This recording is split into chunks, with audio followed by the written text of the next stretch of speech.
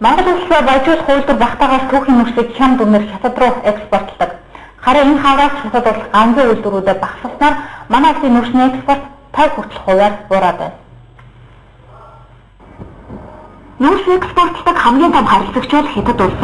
Манай улс жилдээ 38 сая тонн нүүрс олборлогоос 22 саяын Хятад руу экспортлдог байна.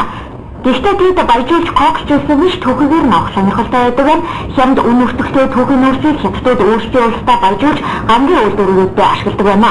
Сүүлийн жилүүдэд Хятад улс нийт иргэдэд орон сууцчлуулах аянг зарлсны хүрээнд барилгын ажилд хэрэглэх материал хийхин тулд гангийн үйлдвэрүүдийг олноор нээж үүнийгээ дагаад манай улсын нүүрсний экспортч амжилттай байсан юм.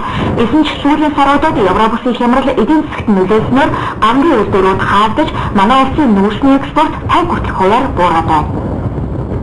Тийм учраас манай экспорт бол ерөнхийдөө зохилох тал руу орчод байдаг. Манайхаас эсвэл хямдхан авна гэсэн юу тавьсан байгаа. Үгүй болоход өөрсдийнхөө төв хийдэг хэрэглэнэ гэж. Тэгэхээр манайх ч өндөр үнэтэй бол зарч чадахгүй болчиход байна л да. Тэгэл зогсоод байна. Нүүрсний экспорт буурсан нийт олборлогод 38 сая тонн нүүрснээс ердөө 7 сая тонн нүүрсийг дотоодынхоо нийт нүүрсний хэрэгцээг бүрэн хангаж чаддаг гэж ярьж байгаа ч өвөлдөө нүүрснийхээ үнийг дийлж авч чадахгүй байгаа иргэд олон бий.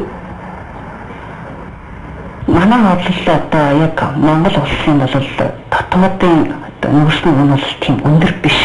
Яагадгүй л одоо энэ нүүрсний үнэг бол ерөөсөй чөлөөлөг байгаа. Тэгэхээр бол улсаас одоо засгийн газар тогтоосон үн гэж байдаг.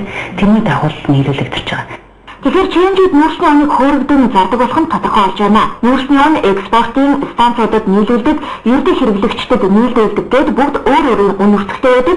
Түүхийн нүүрсний экспортын үн 1 тонн 120 ам доллар байдаг бол баяжуулсан 190 ам доллар, станцуудад 22,500 төгрөг, ердөө хэрэглэгчдэд 50,000 төгрөгөөр хүрдэгч захуудын ханшаар өнөөдрийн байдлаар 120-130 мянган төгрөгийн үн ханштай байна.